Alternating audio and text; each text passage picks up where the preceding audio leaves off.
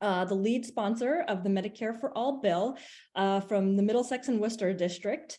Jamie has been just a really long time advocate of Medicare for All and a legislative ally for forever. So Jamie, wherever you are, take it away. Excellent. Thank you so much, Stephanie, and good evening, everyone.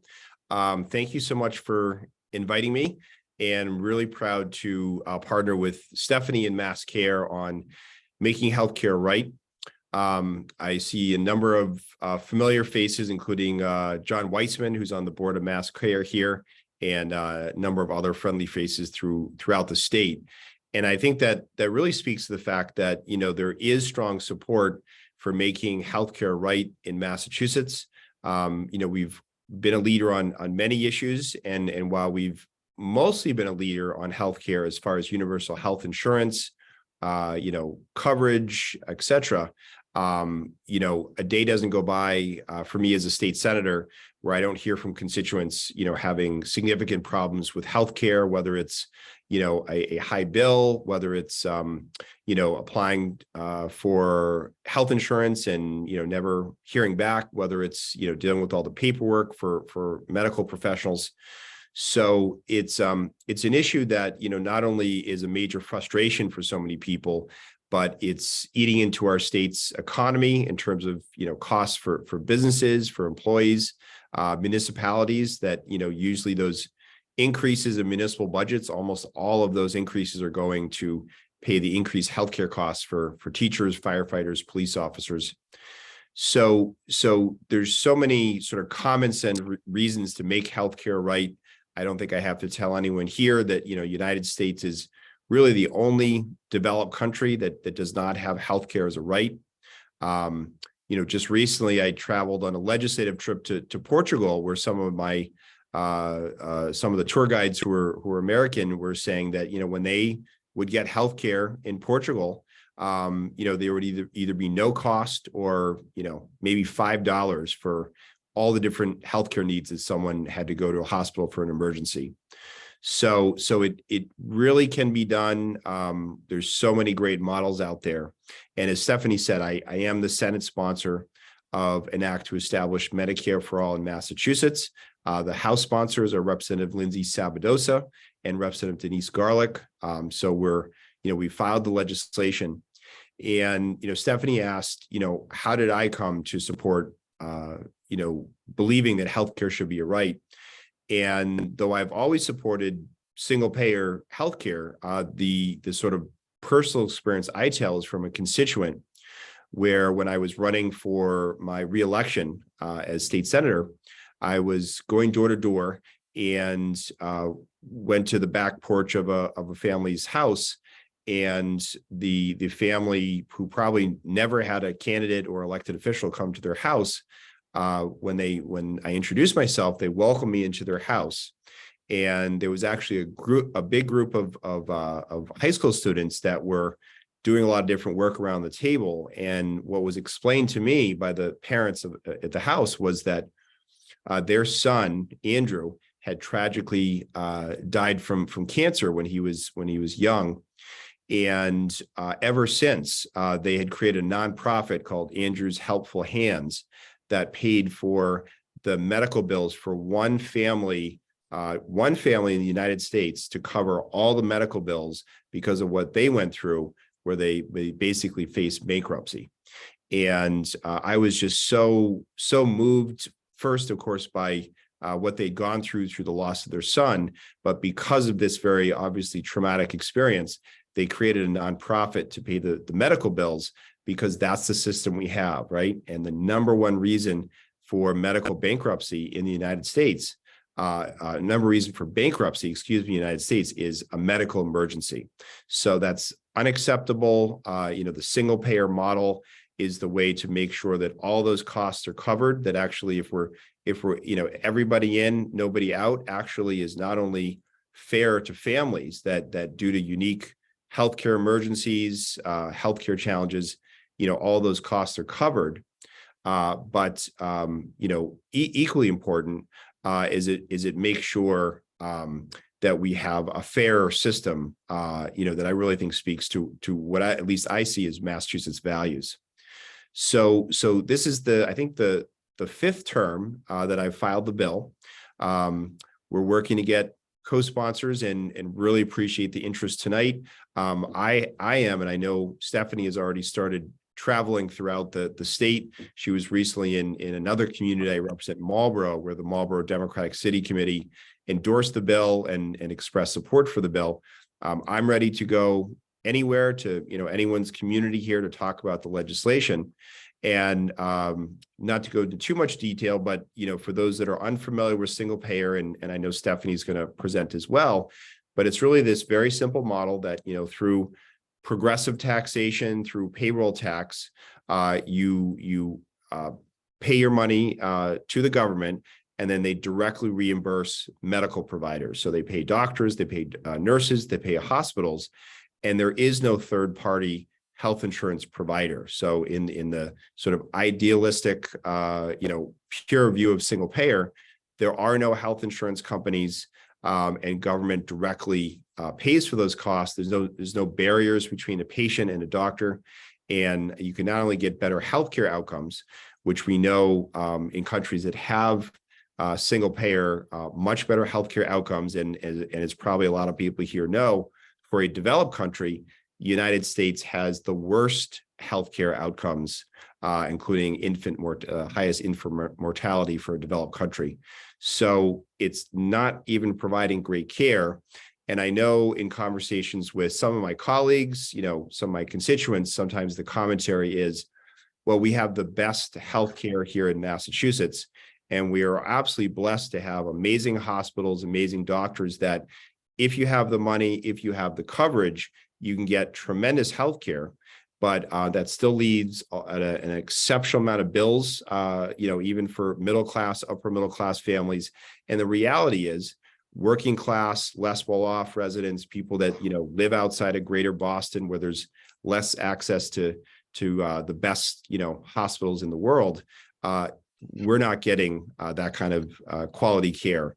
And I am very concerned with, more community hospitals closing, with psych wards closing, with the mental health crisis we have, especially for our young people, is that we're really at a breaking point. And I think the last thing I'll say about single payer is that, look, every session, the Massachusetts legislature will pass, a couple of very solid healthcare coverage bills. We just passed the mental health coverage law last session, but it's not changing the system. It's a for-profit system. Premiums, co-pays, deductibles continue to rise. Hospitals, medical centers are finding ways, to deny treatment for those procedures that, aren't making them money, as well as health insurance companies. The only way we're going to change this is this complete reform of the system through direct payer, single payer, Medicare for all. So I so passionate about this issue. We really need more members. We need more chapters. We need more people across the state advocating, not only with your legislators, but with business owners, with municipal officials, with community leaders, because that's the only way we're going to pass this legislation, is building the broadest possible movement. So thank you so much, Stephanie, for inviting me. I'm going to stay on for a bit, but I just so appreciate all of Stephanie's great work. It is very difficult to advocate for this legislation for a whole host of reasons. So really appreciate her passion and leadership, and happy to be here. And thanks for having me on. Wonderful. Thank you so much, Jamie. It's great to hear also your personal stories and your stories from your constituents and stuff. I think it's very powerful. So thank you.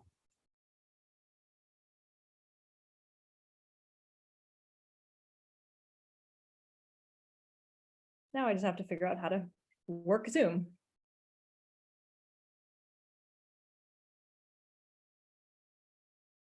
Here we go. Okay. All right, so I'm going to try to do a really, hopefully quick run through of the bill. This is actually more than a Medicare 101. It's like a 201.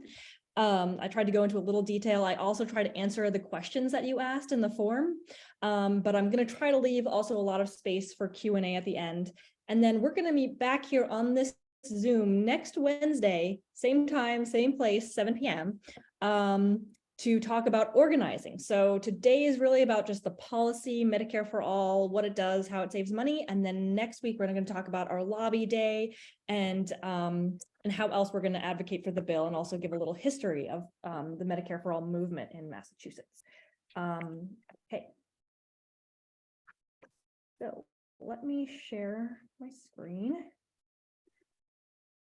And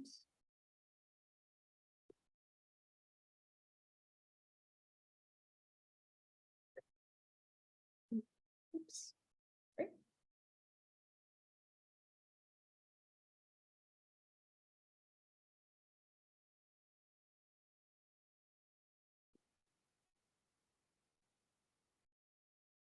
Oh, you guys can't see this, can you? Okay, one more time, sorry.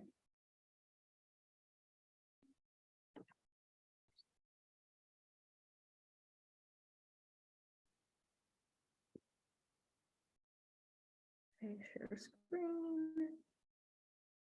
Okay, can everyone see my screen?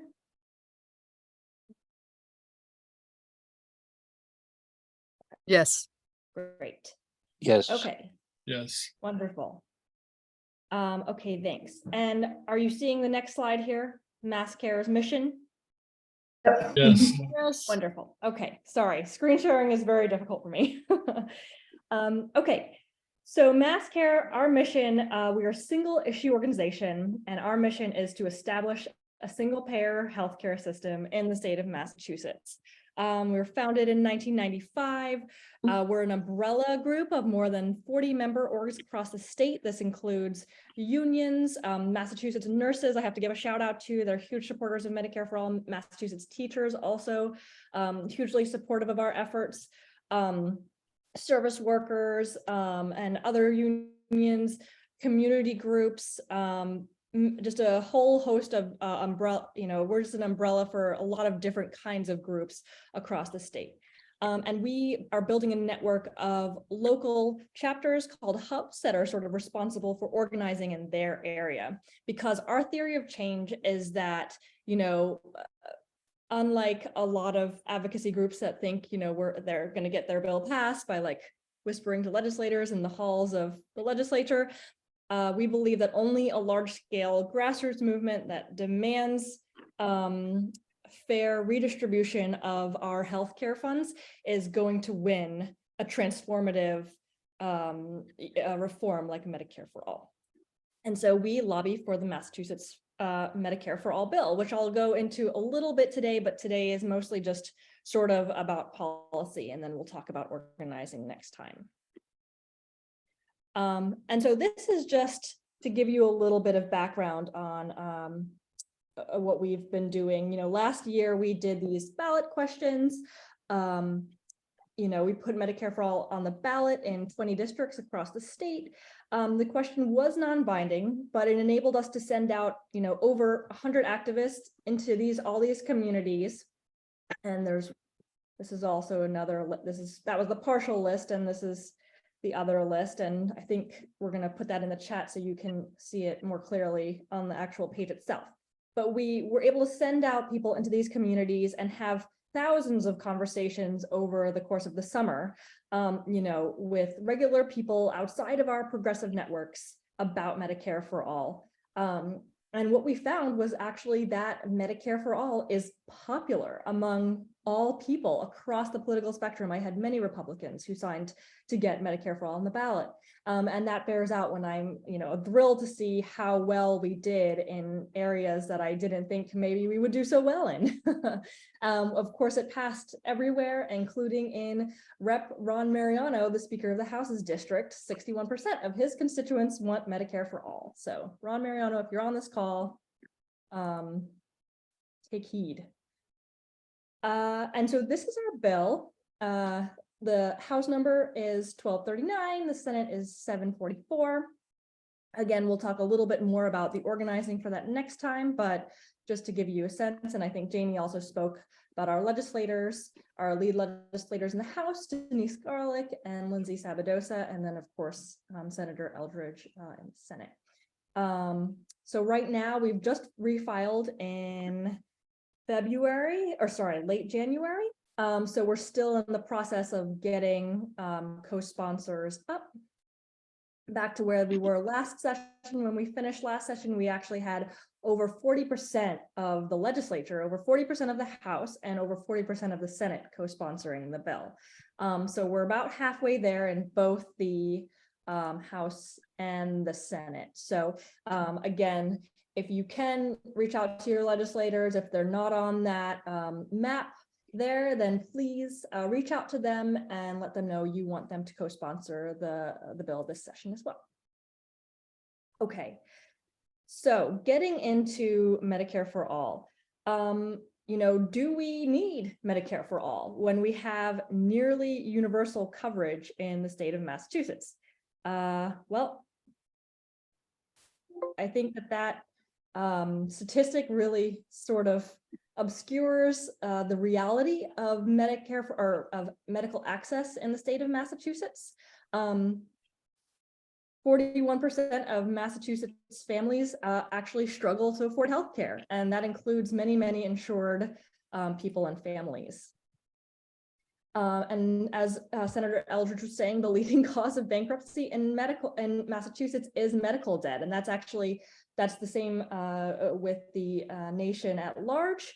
And even though Massachusetts does have this universal coverage, it hasn't actually changed that statistic for the state of Massachusetts. We still are putting families in financial crisis because of medical debt, medical costs.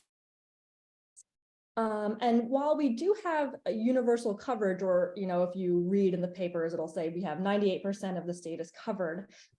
There's so much churn in the system. So only 89% of Black residents and 82% of Hispanic residents will have insurance all year round. And as we know, as you may have been reading the papers, about 300,000 people are about to lose Medicaid this year because of the COVID provisions that are expiring.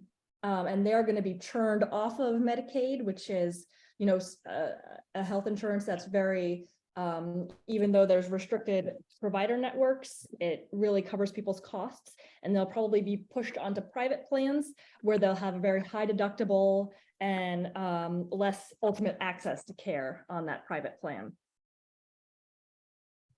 And 9% of all deaths in Massachusetts could be prevented by timely medical care. Black residents are disproportionately affected.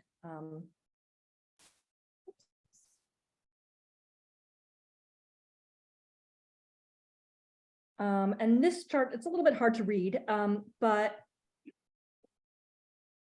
these are the discrepancies or the disparities here in accessing healthcare across different races. So, for white people, 26% actually have difficulty accessing healthcare in the state of Massachusetts, and that's really quite a lot. But then when you look at those rates for Black and Hispanic people, then you're seeing that it's really even worse.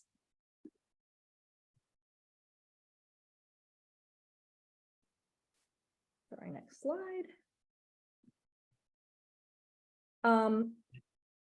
And then again, just to drive home the medical debt here in Massachusetts, 21%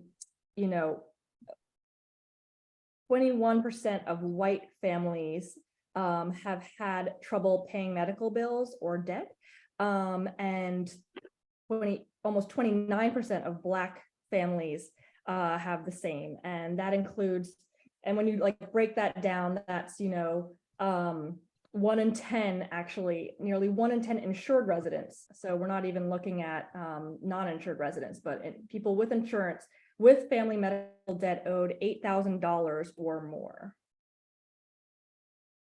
Sorry, just letting a couple more people into the waiting room. Okay.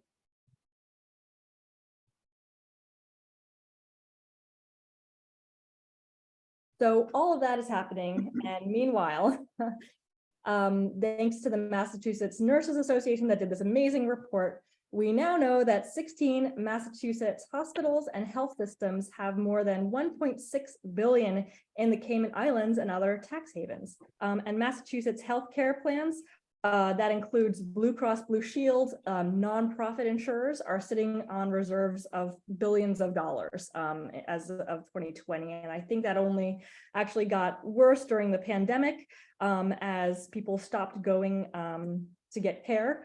And those reserves were padded even more. And of course, pharmaceutical companies are making bank, and so are hospital CEOs.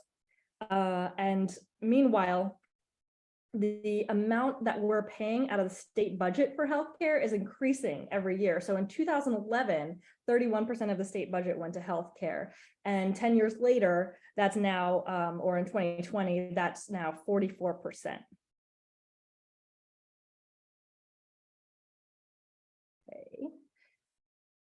Next slide. Okay, so I'm sorry, there's a lot of text on this slide, but I just wanted to make sure that when I sent the slide out to people, you would have all of this information. But essentially, it's telling us that what we already know now, right? Mega corporations that fight minimum wage hikes and fair labor standards are not paying for their employees' health insurance. So I think the example that's called out here specifically is Walmart, and then Stop and Shop are the two worst offenders here. And this report was done by the Massachusetts Division of Healthcare Finance and Policy, which sort of split and became, I think, CHIA and something else. And they have not updated this particular statistic since, 2010 or something. So I don't know why, but we can only assume that, this has actually gotten worse. As healthcare costs have gone up and employers seek to sort of push healthcare costs onto their employees. And so, this is another way I think Medicare for All is going to ensure that everyone's paying their fair share, including employers. Okay, so let's talk a little bit about how Medicare for All would work. Let's talk about, the solution to all these problems. So Medicare for All would replace the health insurance industry with a publicly funded healthcare system that provides comprehensive care without cost sharing. So that means no copays, no deductibles, no premiums. That's going to be done through the tax system, no co-insurance payments, and no out-of-pocket costs.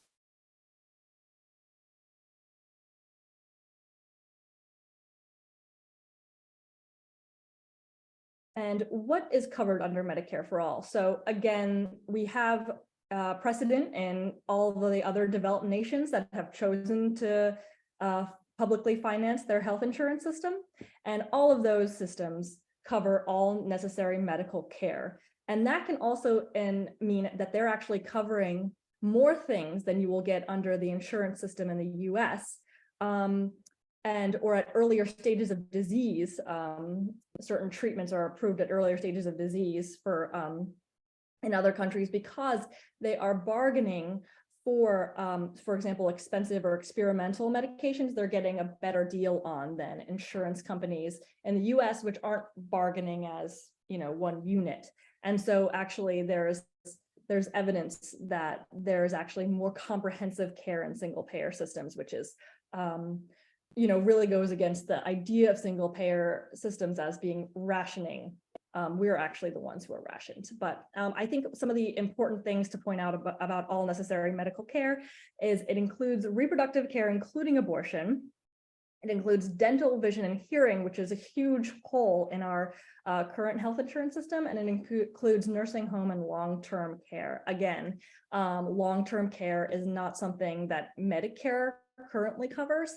And so you have to, spend down everything to get on Medicaid if you want any qualification for long-term care. And that's a huge, huge problem for people as well.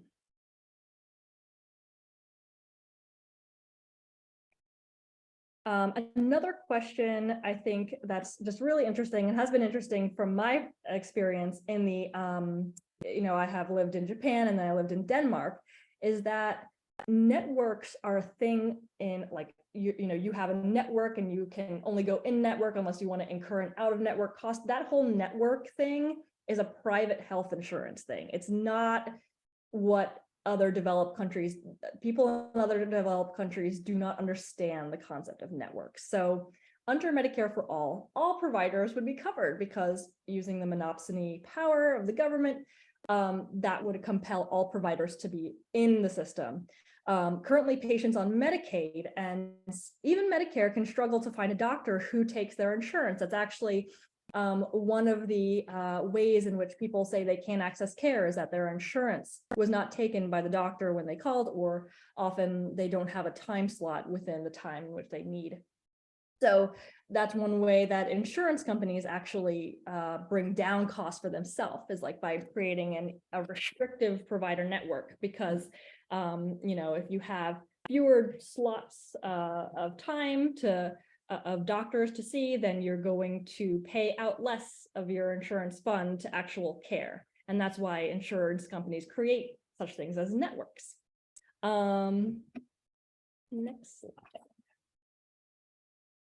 And who is covered? All residents of Massachusetts would be covered, regardless of their employment, whether you lose your job or not, you still have healthcare, your citizenship status, your age, your income, your gender, your health status, from cradle to grave, everyone would have it. And that actually ensures that we save money on the health insurance system, because eligibility checks are also really a wasteful thing we do. We don't need to check for eligibility for healthcare because everybody should have it from cradle to grave, right? Next slide. So how will this affect, all right, just gonna let this person in. Okay, how will this affect seniors? Seniors will receive more and better benefits. So glasses, dental, long-term care, cap on out-of-pocket costs. Obviously, there's no cap on out-of-pocket costs right now in traditional Medicare. You need to get a Medigap policy for that. And then on top of that, you'd have an expanded network. Every doctor would take your Medicare and the single payer healthcare system. And then the trust would also pay for your cost sharing to the Medicare. So if you pay your Part B premium, you wouldn't have to pay that Part B premium anymore. So that's like also a benefit to seniors. Small businesses pay some of the highest costs in the state for health insurance, so they would better be able to compete with larger firms. Cities and towns would see huge savings on employees and retirees' health insurance and their benefits, and could spend that on other things that the city and town needs. And unions would be able to take insurance off of the bargaining table and start fighting for better wages, or better working conditions, or whatever else unions would rather be fighting for. Okay, and now we're getting a little into the weeds here. So, we're already paying for healthcare in Massachusetts with the highest prices in the world. That's actually not a exaggeration. I think that we are one of the, maybe Alaska, or there's another state that has like really high healthcare costs, but we're far and away compared to all European countries per capita. We're paying way, way more. But instead of our healthcare dollars going to offshore tax havens, they would instead go to care, and all of that, all of this, the financing would be done much more equitably. So right now, if you're me, then you're paying $650 a month, or MassCare is paying $650 or maybe $700 a month for my healthcare, and that would be replaced with progressive taxation, so a percentage of income, which is much, much more fair, because I should not be paying the same premiums and copays and deductibles as Bill Gates or whoever is rich in Massachusetts, the Yankee Candle guy. So again, getting a little bit into the weeds here, employees and residents of the Commonwealth would pay 2.5% of their tax on income, exempting the first 20,000. So that's a progressive sort of addition there. And then employers would pay 7.5% of payroll, or 8% for large employers. And this actually is, when we cost it out, even for people who have high tech salaries, this actually comes out to a net savings for both employees and employers. And this is also, again, the way that most single payer countries around the world pay and finance their health insurance systems. Retirement accounts, including Social Security, pensions, et cetera, are not taxed. Unearned income would be taxed at 10%, excluding the first 20K, and the bottom 90%, like the biggest takeaway here is the bottom 90% of earners will pay less than they do now. So just to give an example, at a salary level of $75,000, let's say you make $75,000. As an employee, you would pay $1,375 annually as a payroll tax. Your employer would pay $4,125 annually. So that's a total of $5,500, still well below what is paid today for employees' health insurance. MassCare, for example, pays for my insurance $8,000 a year, and I'm not making $75,000, so they would be paying quite a lot less. And to give you a city example, so the city of Marlborough is currently spending $73 million on salaries and wages for its almost 1,600 employees. It would save quite a bit of that, 16 million. And if the employer decided to pick up the entire 10% and not have the employee pay 2.5%, then they would still save quite a lot of money there. Okay, so I want to leave a lot of time for questions, so I'm going to try to race through the rest of this here. But the savings in the existing, so the savings for Medicare for All is broken down here in this pie chart. And this all of these figures come from Professor Gerald Friedman's report, which sort of assesses what would happen if our bill was implemented. So this is really getting into the weeds here. It's very exciting for me. I hope it's exciting for you. So first, let's talk about insurance savings. So this light blue part here is insurance administration, and this yellow part here is provider administration. And this is in the 100,000. So that's 9.8 billion and 8.8 billion. So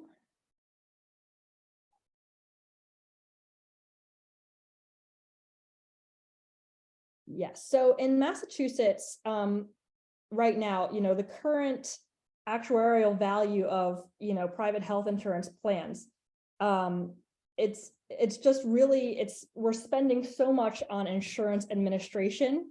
That's nearly 12%. So, there's wasted costs on advertising, marketing, redundant bill reviews. So all the times that insurance companies just want to review your bill and see if there's any way they can get out of paying it. Lobbying, of course, lobbying against Medicare for All, and profit. Whereas traditional Medicare has a medical loss ratio, and that just is a fancy way of saying that Medicare spends less than 2% on admin. So because it doesn't have to do advertising, marketing, bill reviews, whatever, lobbying, or profit either. And so raising the sort of amount that we spend on actual healthcare versus the amount that insurance companies are spending on the administration of healthcare would save Massachusetts $10 billion. So that's one really big chunk, is just insurance administration. So physicians were sort of in the same spot here. So physicians in the US devote 1/6 of their work hours on admin tasks. This is what's happening to medicine right now, actually. That is 4 times that of Canadian physicians. And simplifying the reimbursement process would save physicians about 6 hours per week. And that 6 hours per week that physicians would be spending on, calling in prior authorizations or whatever else, that could be put back into the system in the form of actual healthcare. So it's really like a win-win on every way you look at it. And there was just a study actually that came out in the paper. I don't know if you all saw it, but that doctors are burned out. This is nationally, but the study that I was reading was a Massachusetts study, and it was the majority of physicians here in the Commonwealth are experiencing burnout. And 27% of those surveys had already reduced their clinical hours due to burnout. So I just want y'all to look at these common causes of burnout. Increases in documentation requirements, non-medical administrators overreaching into medical decisions, time spent on prior authorization needs. I think that there are some things that Medicare for All cannot fix that are part of the healthcare system. And I think this is partially one of them, in that we simply do need to generate more healthcare workers, especially for the coming population shifts. However, the private health insurance system is driving the precious few doctors that we have, and this doesn't go just for doctors, but also for nurses and other kinds of healthcare providers. It's driving them out of the practice of medicine. And so in this way, Medicare for All is, killing several birds with one stone here by being a way, I think that actually if we created a Medicare for All system in Massachusetts, then we would be able to actually attract doctors. People say, oh, we're going to drive doctors away with like price controls or whatever. But I think we're actually going to see doctors come to Massachusetts so they can practice medicine without interference from administrators. So now let's talk a little bit about the hospital price adjustment part. And this part is sort of the one biggest part, I would say, in the whole savings system here. So if anybody ever tells you, and you might hear this from legislators, or you might hear it from maybe hospital executives, that we can't have rate setting in Massachusetts. Well, we have had rate setting in Massachusetts. We used to have it. We don't have it anymore because of deregulation. And that has created the situation in which we are in now. So monopoly pricing is not just, we talk about monopoly pricing in pharma, right? Like, oh, this, Pfizer just increased the price of this drug by X percentage or whatever.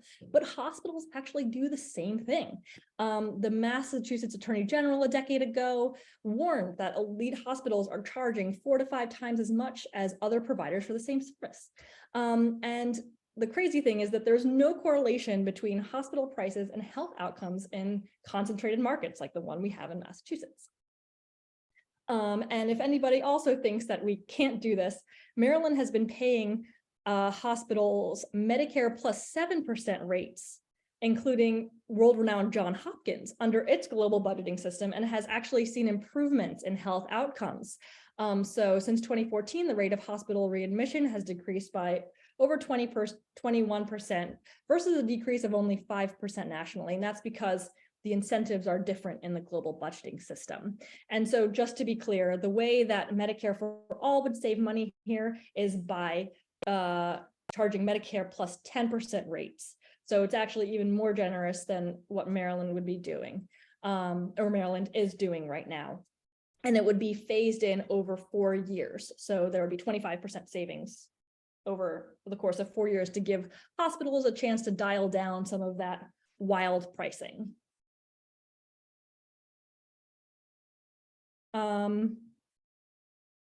Let's see. Okay. And then the last 2 things are just fraud. Oh no, drug and device pricing. I will go over this really quickly because I just want to leave some time for questions. So drug prices, as we all know, are 60% higher in the US than in Europe or Canada. And basically drug manufacturers are just making bank off of the US market because other markets have already sort of put a stop to it. So 40% of that revenue is coming from us here in the US.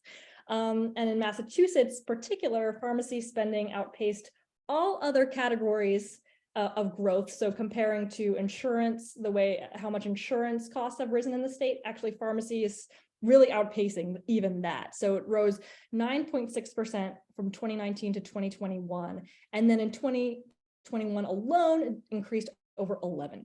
So this is an area where there's just like absolutely no accountability going on.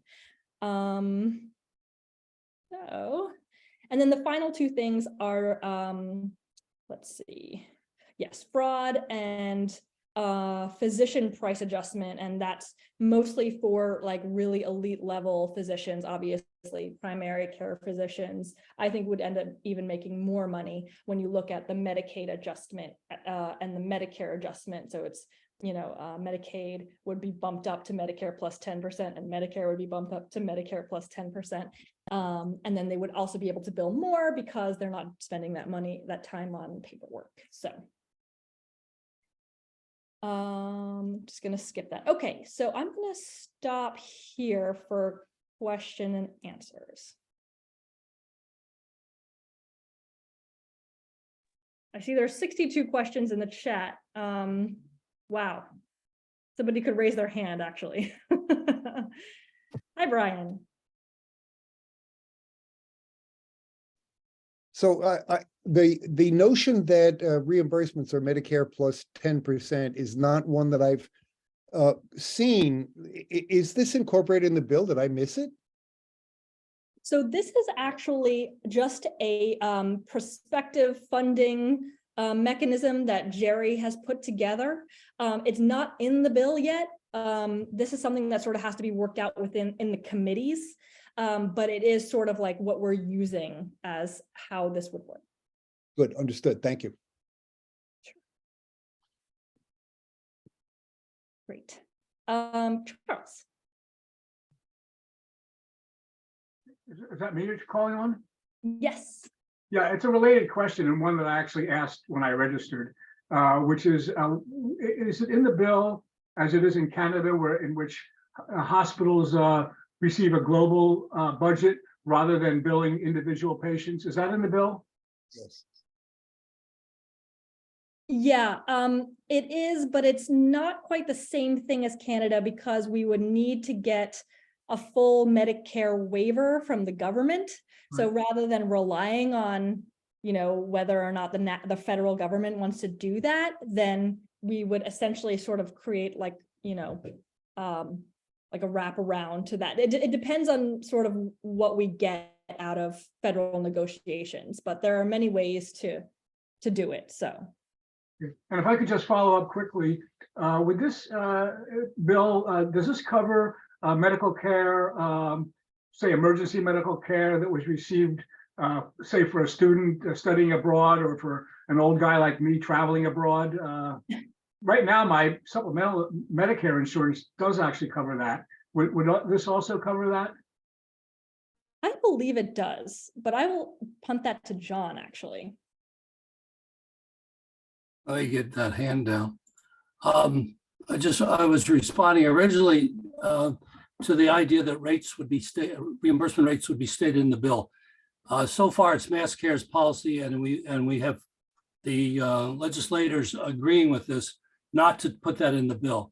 That as bill writing, the best way to write a bill like this is to have an administration that is totally publicly accountable, which we've set up in the Massachusetts Healthcare Trust, and then have them negotiate the rates with doctors groups or even individuals, but you know, mainly the hospitals are the big issue for a lot of people. In other words, it's not something we kick to the legislature, it's something we kick to the trust fund. As far as coverage when you're traveling, there's a reciprocity understanding in the bill that we will cover people who are traveling in the state, but then we will bill their insurer. But being state-based single payer, only all Massachusetts residents will be covered when they travel.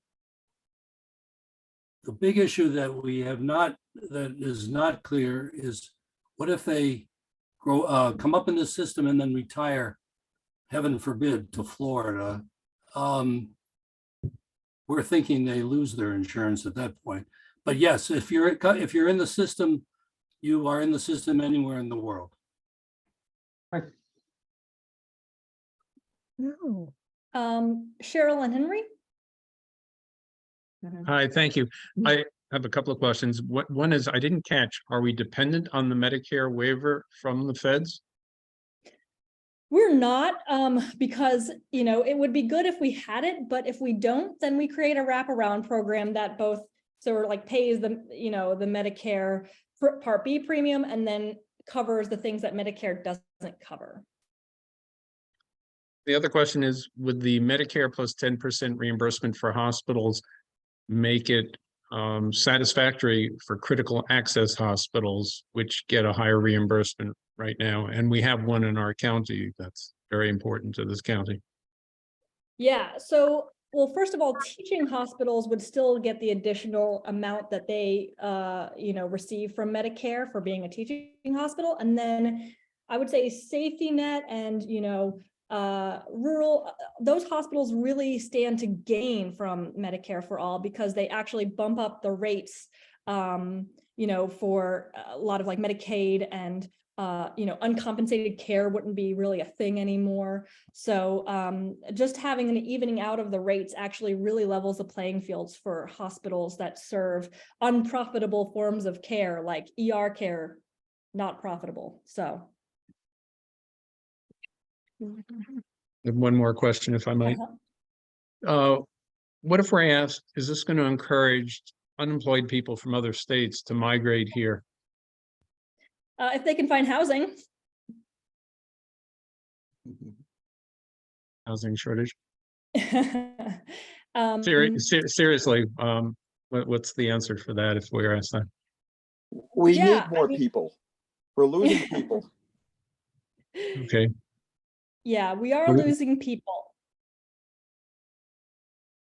I mean, I also think that, you know, there isn't a mass exodus of people from Georgia to Massachusetts, even though, sorry, I'm saying this coming from Georgia.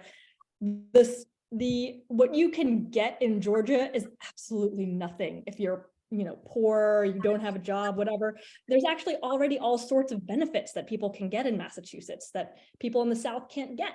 So I don't see like, I see people, I don't see that kind of, you know, I don't see that really happening.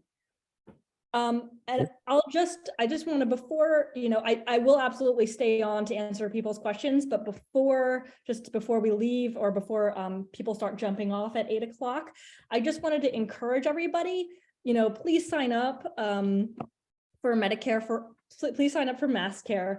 Please, you can volunteer to do be part of our lobby day, actually, which is going to be May 4th. And we are going to, again, next Wednesday, you know, today was like the policy day. I wanted to spend at least 1 hour doing policy, but I want to spend another hour talking about organizing and how we're going to win and where the movement has been and everything. So we're going to do that next Wednesday, same time, same place here. So please come back. And there will be more opportunities to actually get plugged in and everything at that point. And then finally, if you enjoyed this presentation and you think the Medicare for All movement deserves more than one employee, one person fighting at MassCare, then please donate. And I think we're going to put the donate link in the chat here. So Bob. Yeah, thank you, Stephanie. It's been a great presentation. I really appreciate it. I had an unusual question from a couple of providers, and that is they wanted to know if they chose to do some self-pay work, people who would prefer to pay out of pocket. I can't imagine there are too many of those. Could they accept those people as patients outside of this system and maybe still be able to see other patients within this system? Yeah, they absolutely could. I mean, I don't know if people would want to pay when it's already covered under like the whole system, but that is sort of a problem we're experiencing right now with like mental health care. Yeah. That it's essentially almost entirely outside of the paid system. And so there's mental health care is much more accessible to people of higher incomes. And that's something that I hope single payer will fix, at least partially. So. Yeah, I certainly hope so too, as a retired clinical social worker. But thank you for that answer, and I'll take it back to those people. Okay, thanks. John, do you have a question? No, I just want to address a question that's in the chat about Jerry Friedman's assumptions.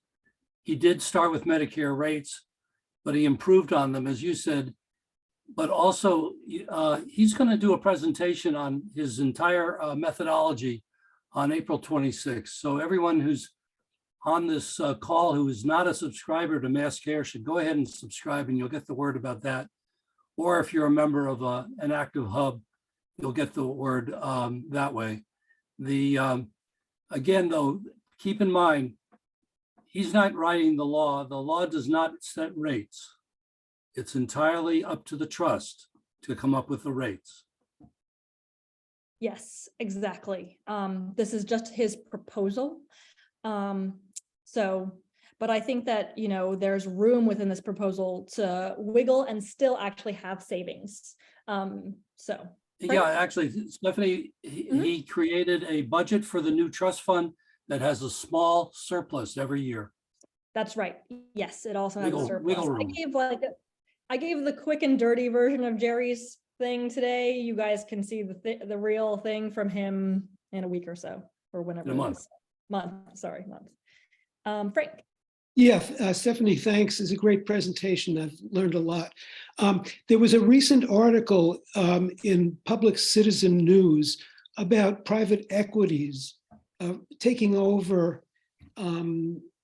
medical facilities, milking them and then reselling them after 2-3 years and saddling them with debts to the point where they can't provide adequate services. Now, would something like that require, there'd be no incentive, I assume, under Medicare for All for this kind of engulf and devour situation, but could it still go on, and would it require separate legislation to prevent those kind of things from happening? I know this is a tough question. I know. I didn't mean to.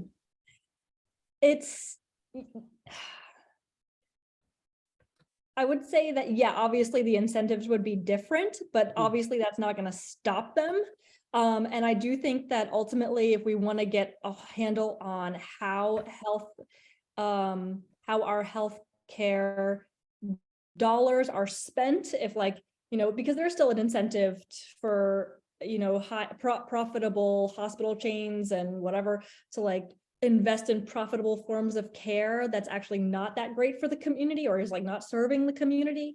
And so I think that, again, that's something a little bit outside of the single payer insurance system. I would personally advocate for socialized medicine at that point, where you're actually also controlling where hospital, resources are going. The Danish system is like this. And when COVID happened, it was bam, they were able to dedicate this, hospital and wing to testing and COVID, everything. They just didn't, it was just a much more integrated system that was ready for a public health emergency. And our system isn't really ready for that. So that's a very unsatisfactory answer, but probably I think it would tamp down that program, because one of the ways they operate these private equities, they charge exorbitant fees once they take over these medical facilities.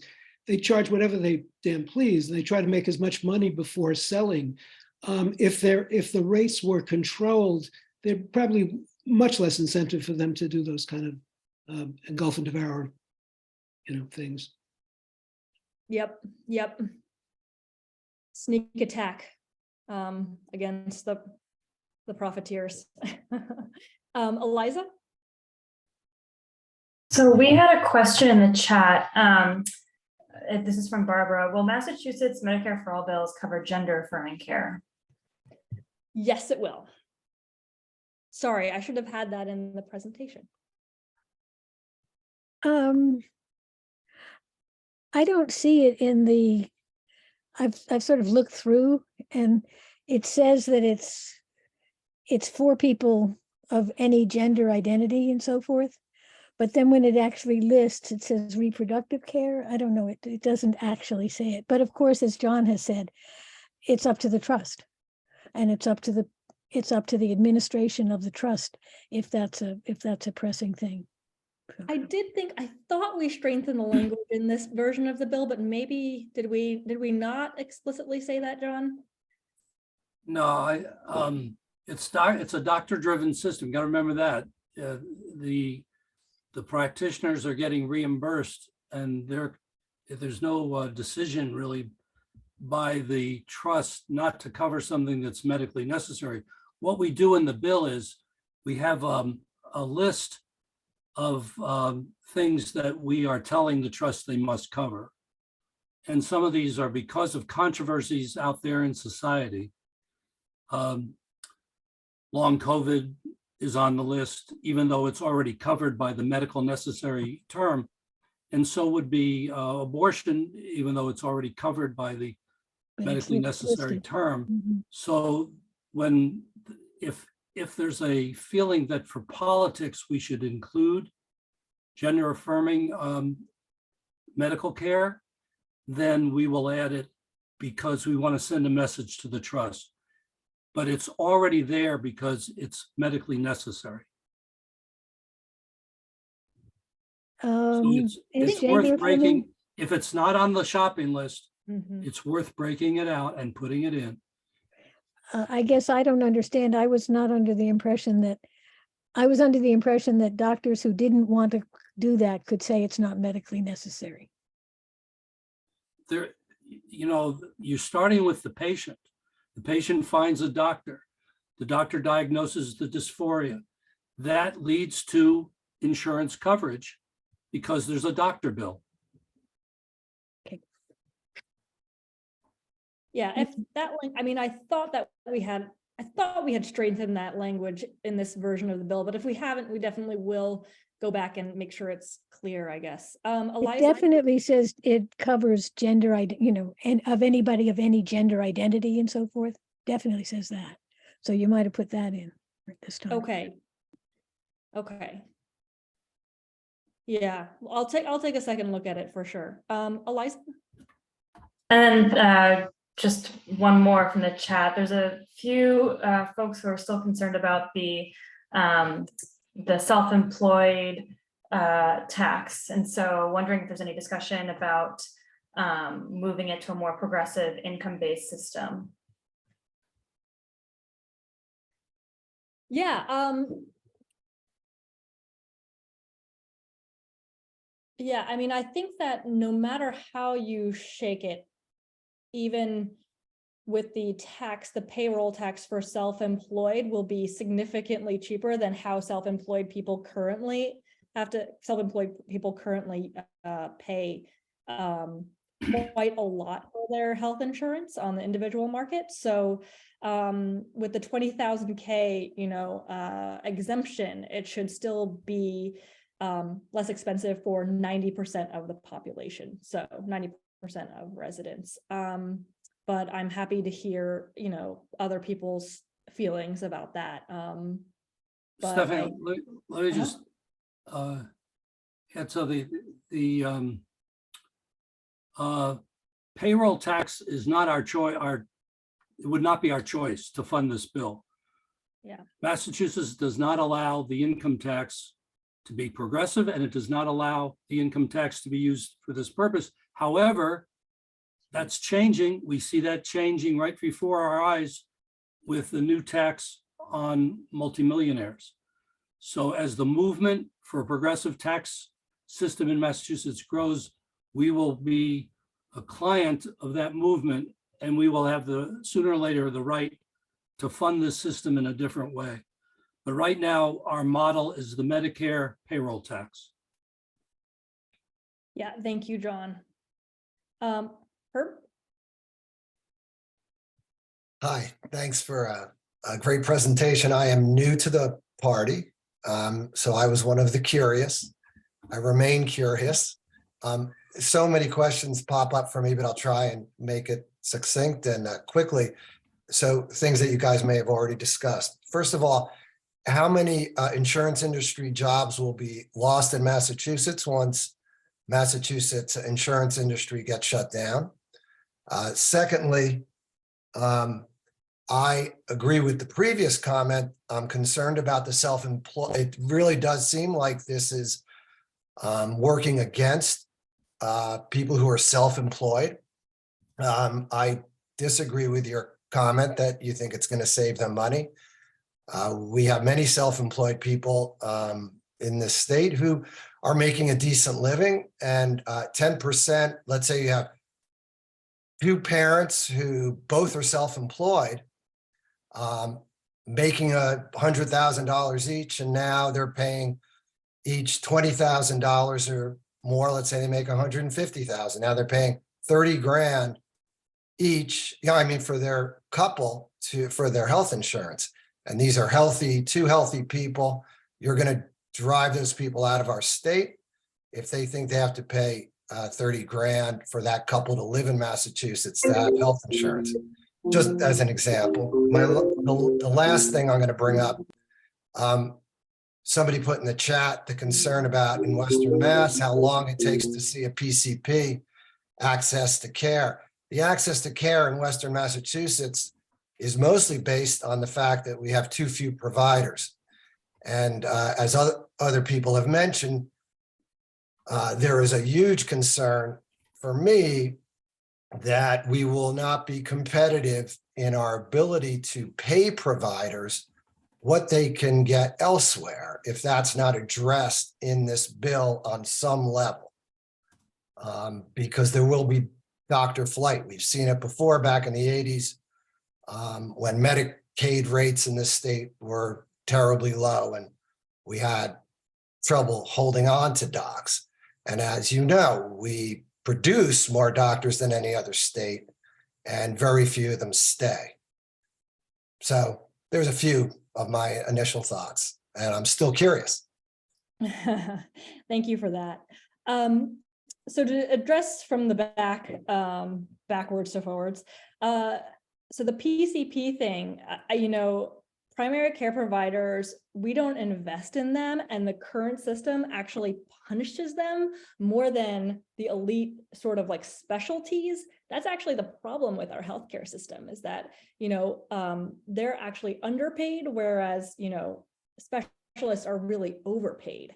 And so that's why we're also driving, that was my slide about like driving them out of the system, first of all, because we have way too many administrative requirements. That's both nationwide and in Massachusetts.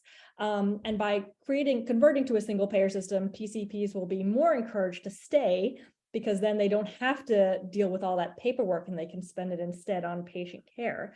And then a lot of PCPs, if they're accepting Medicaid patients, if they're accepting Medicare patients, they're getting, which a lot of PCPs do, of course, then they are making under, the rates that they would be making in this bill, because we'd be bumping the Medicaid payment up and the Medicare payment up. So I think that there's, a strong argument for that. This is actually, and most PCPs actually will do support this bill, and, much more so than specialists do, because, those are the winners and losers in this system, I think, a little bit. So, and then in terms of the self-employed thing, I think that, the income thing is that the income tax issue that John brought up is just part of it.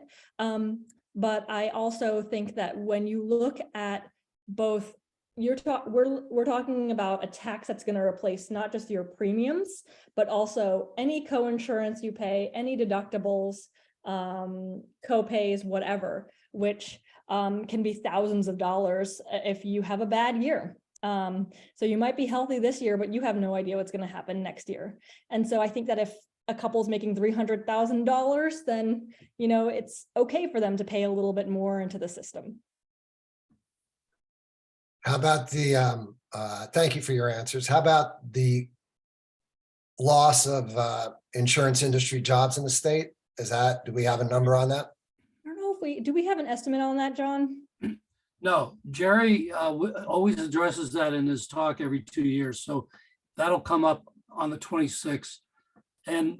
But his general view is that the need for healthcare expansion, the part of his formula is to expand healthcare coverage across the state, that's going to absorb a lot of workers. There's also a transition budget in the plan. In the budget, there's a transition budget, and people will get retraining wherever they want to go next. And then there's the absorption since there's such monopoly, insurance companies are now so big with such national and international monopoly that they can absorb these workers in other states. So economists who study this are very optimistic that there's minimal disruption and that the budget that we allot in the bill, the budget that we allot for retraining actually will not get entirely used.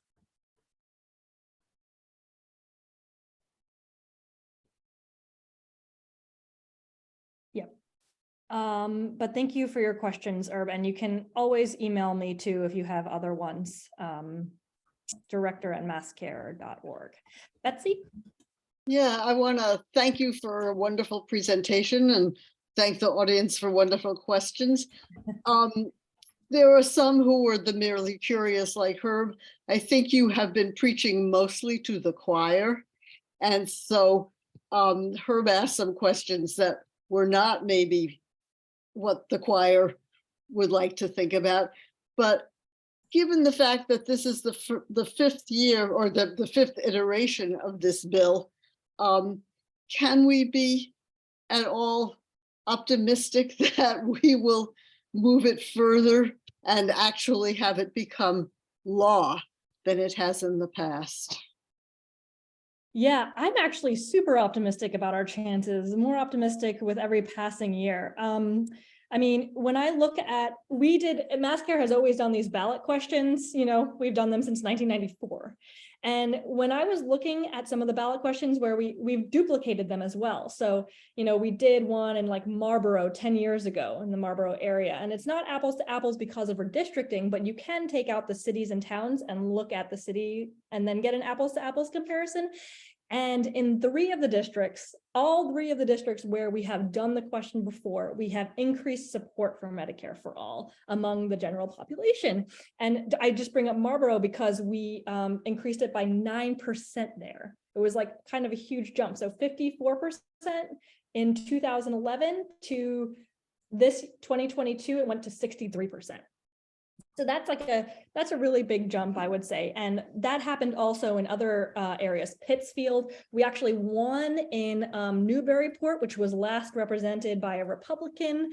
We're just seeing like really widespread,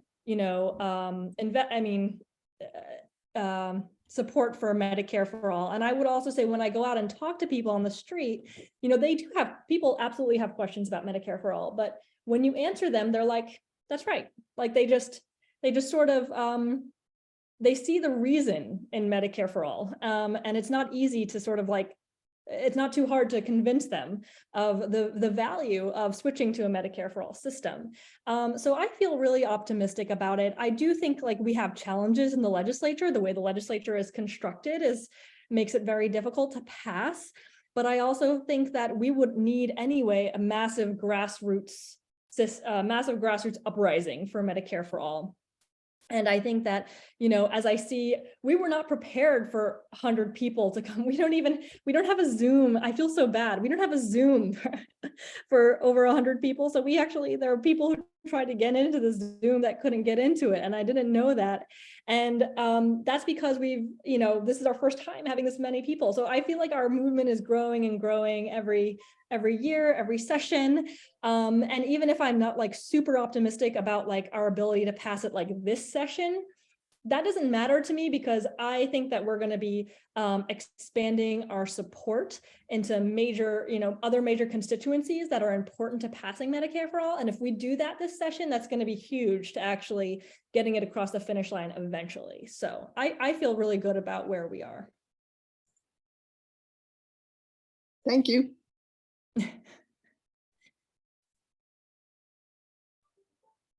All right, I answered all of your questions. I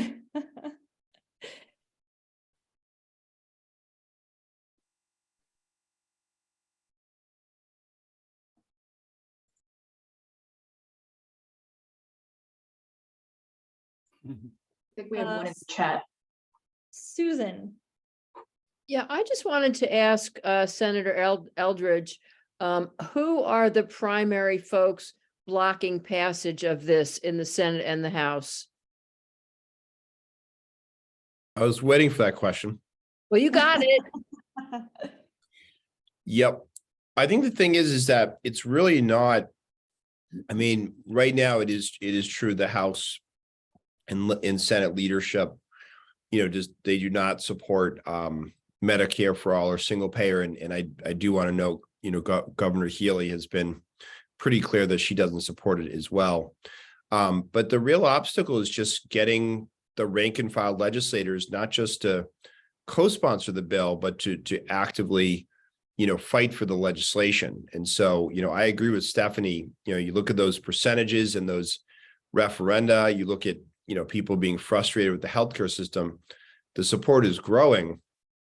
It's translating that to legislators, to your state rep and state senators say, I don't want you just to co-sponsor the bill, but really to fight for it and bring this up and champion and say, well, what is the state going to do to address, rising healthcare costs and worse care and different types of care depending on where you live or your income level is.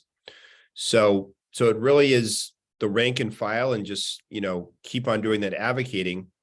And, if there were more rank and file legislators that fought for the bill or were more vocal, I think you would see a change in, how the leadership treats it. Right now it's sort of, not truly seriously being reviewed because it's just not coming up much from rank and file legislators. So that's where we need to focus our energies. Yeah, because, I'm helping a friend who really needs somebody who can oversee her healthcare. Mm-hmm. Yeah. Someone who sees all the moving pieces and can help her with it because she's losing her ability to take care of herself. And so her friends are stepping in right now because there's very little in the system that will help her. Mm-hmm. Absolutely. We all have those stories. So telling those stories to our legislators is really critical. Yep. Okay, good idea. Thank you. Yeah, Thank you for everything, Senator. You're the best. Oh, thank you so much. Jamie is the absolute best. It's true. Yeah, I would really encourage you to tell your legislators your stories. They will try to legisplain you on other things like, oh, we can't do this, oh, we can't do that. But if you tell them your personal healthcare story, then they can't tell you that that's not true, or they can't legislate that away. So, and I think that that's really at the heart of what we're doing. We're trying to make healthcare equity for all, right? And so I would absolutely, suggest you reach out to your legislators and tell them why Medicare for All is so important to you personally. Yeah. Mark? Yes, hi, this is Mark Plant. I enjoyed the conversation, very educational, and reinforces most of my views on Medicare for All. For Senator Eldridge, I do have a question. Being a cynic that I am, what is the influence of lobbyists on actions on Medicare for All?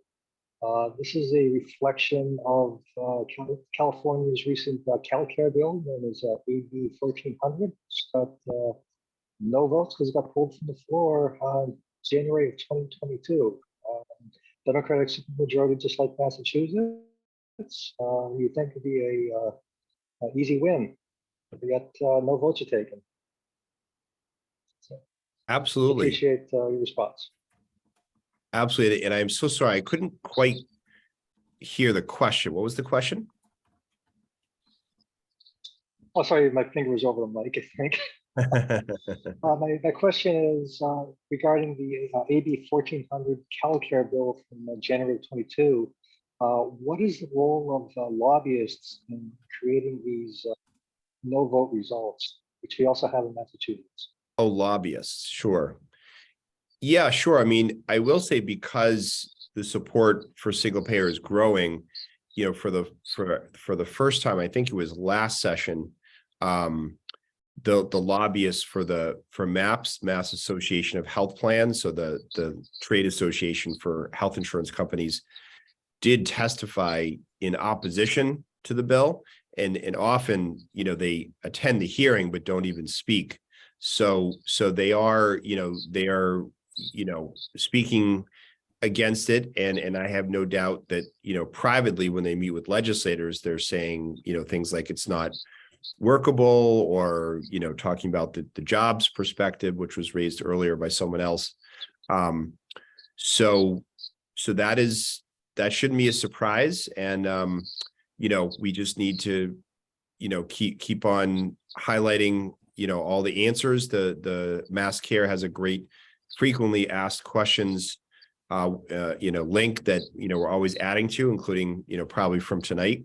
And yeah, the pharmaceutical lobbyists and health insurance lobbyists will oppose this. And we've just got to use our people power to overpower that. So I hope I answered your question correctly. Yes, you did. Thank you very much. Yeah, thank you.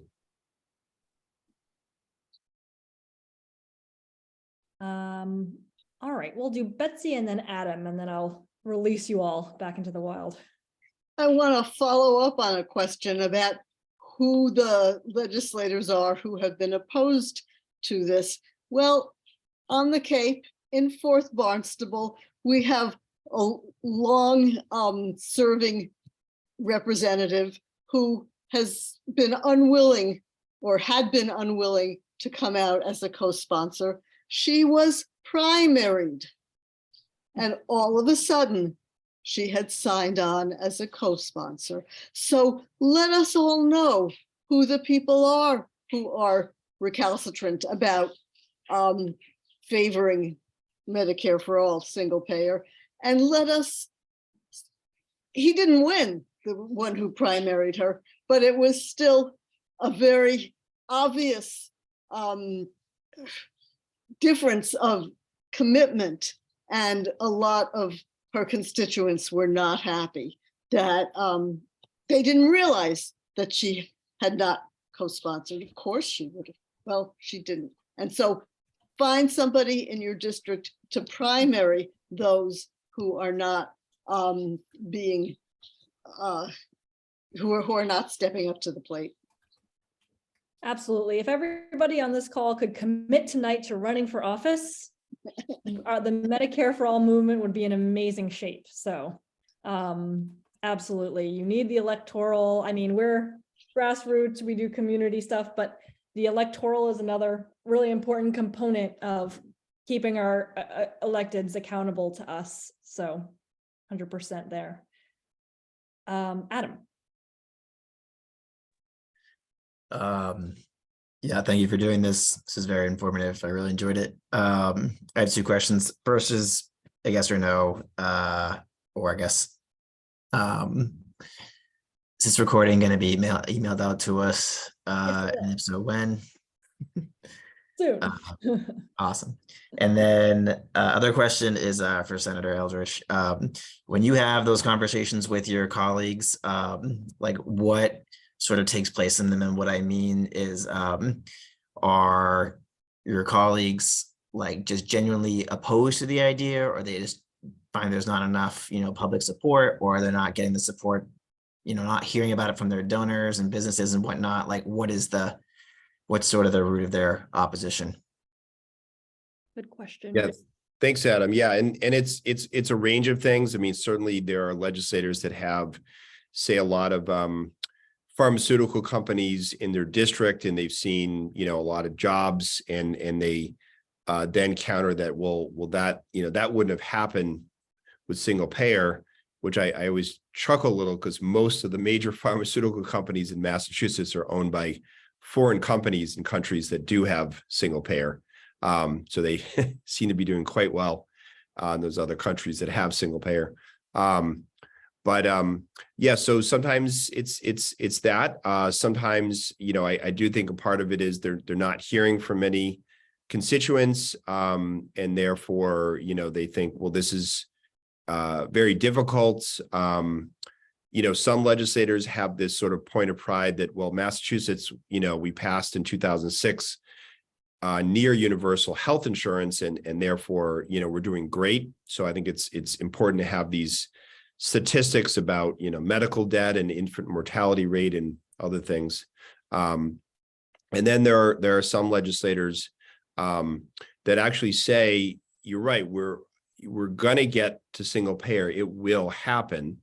And I usually say, well, it's not going to happen unless, you and other legislators that do agree that it's the final outcome if you advocate for it now. So I think it's, again, to what I said earlier, getting legislators to sort of agree to that and then to be vocal about supporting the bill. So it's a range of things. And again, I think the FAQ on the MassCare website has a lot of helpful guides to how to answer some of these questions, but certainly legislators who are strong supporters, like myself, should be, having more direct conversations with these legislators as well.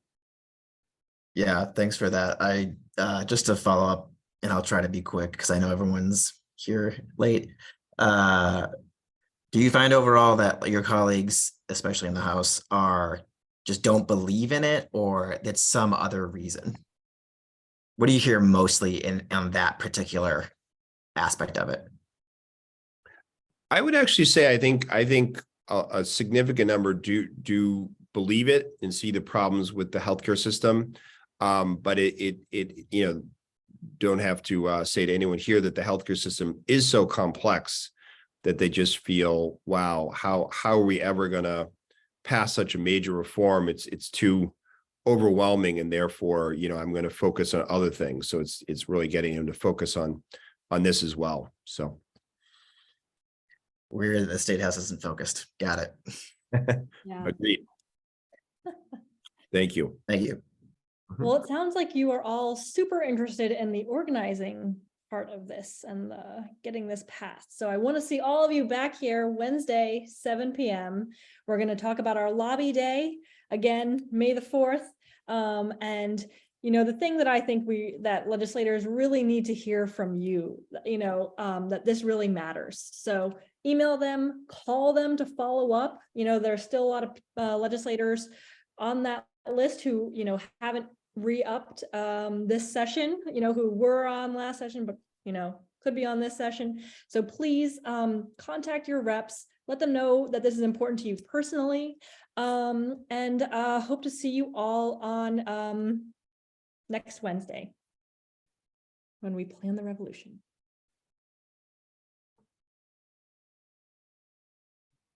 Thanks, Stephanie. Thanks. Thanks. Great job, Stephanie. Great job. Everybody. thank you Thanks, for having me. Stephanie. Thank you. Great Thank you, job. Bruce. Thanks, Stephanie. And thanks to folks who asked good questions. Thanks, Jamie. Betsy. Thank you, Jamie. Thank you.